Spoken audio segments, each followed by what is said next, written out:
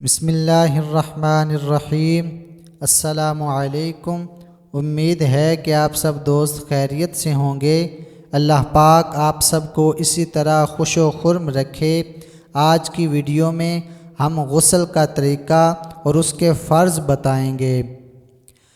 غسل کی نیت کر کے پہلے دونوں ہاتھ گھٹنوں تک 3 مرتبہ دھوئے، پھر استنجے کی جگہ دھوئے، خواہ نجاست لگی ہو یا نہ لگی ہو، پھر بدن پر جہاں کہیں نجاست لگی ہو اس کو دھوئے، پھر نماز کی ایسا وضو کرے مگر پاؤں نہ دھوئے۔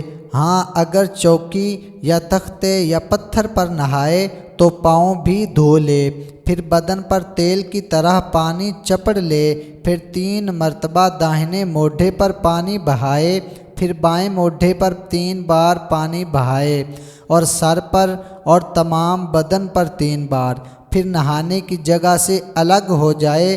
اگر وضو کرنے میں پاؤں نہیں دھوئے تھے تو اب دھو لے، اور نہانے میں قبلہ رخ نہ ہو اور تمام بدن پر ہاتھ پھیر لے، اور اس کے اعضاء کا سطر تو ضروری ہے۔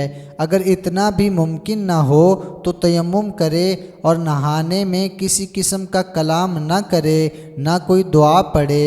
بعد نہانے کے رومال سے بدن پونجھ ڈالے تو حرج نہیں۔ مسئلہ: احتیاط کی جگہ ننگا نہانے میں حرج نہیں۔ عورتوں کو بہت زیادہ احتیاط کی ضرورت ہے، حتیٰ کہ عورتوں کو بیٹھ کر نہانا بہتر ہے۔ نہانے کے بعد فوراً کپڑا پہن لے۔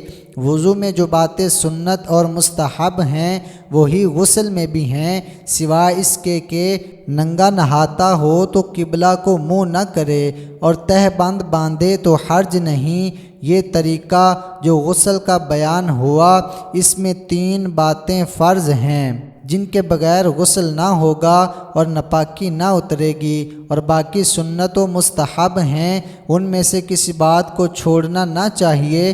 اگر کوئی بات چھوٹ گئی تو بھی غسل ہو جائے گا۔ غسل کے 3 فرض ہیں۔ 1. کلی اس طرح کہ منہ کے ہر پرزے، گوشے، ہونٹ سے حلق کی جڑ تک ہر جگہ پانی بہہ جائے۔ مسوڑے، دانت کی کھڑکیاں، زبان کی ہر کروٹ میں حلق کے کنارے تک پانی پہنچے۔ روزہ نہ ہو تو غرارہ کرے تاکہ پانی اچھی طرح ہر جگہ پہنچے۔ دانت میں کوئی چیز اٹکی ہو جیسے گوشت کا ریشہ، چھالیا کا چور، پان کی پتی وغیرہ تو جب تک ضرر و حرج نہ ہو چھڑانا ضروری ہے، بے اس کے غسل نہ ہوگا اور بے غسل نماز نہ ہوگی۔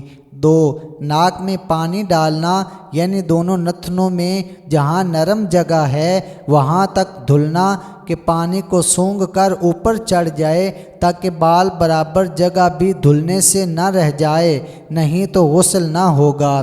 اگر بلاک نتھ کیل کا سوراخ ہو تو اس میں بھی پانی پہنچانا ضروری ہے۔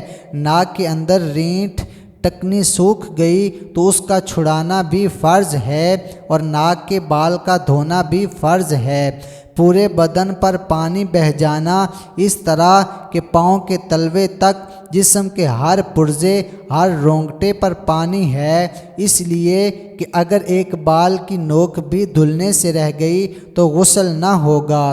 تنبیہ: بہت لوگ ایسا کرتے ہیں کہ نجس تہہ باندھ کر غسل کرتے ہیں اور خیال کرتے ہیں کہ نہانے میں سب پاک ہو جائے گا، حالانکہ ایسا نہیں، بلکہ پانی ڈال کر تہہ بند اور بدن پر ہاتھ پھیرنے سے نجاست اور پھیلتی ہے اور سارے بدن اور نہانے کے برتن تک کو نجس کر دیتی ہے۔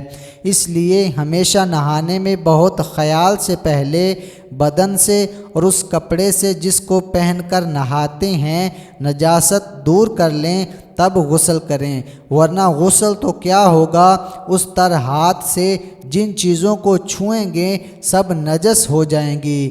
ہاں دریا تالاب میں البتہ ایسا ہو سکتا ہے، وہ بھی جب کہ نجاست ایسی ہو کہ بلا ملے دھوئے پانی کے دھکے سے خود بہہ کر نکل جائے، ورنہ اس میں بھی دشوار ہے۔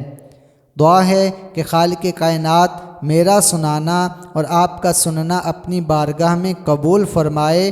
تمام دوست کمنٹ میں آمین ضرور لکھیں۔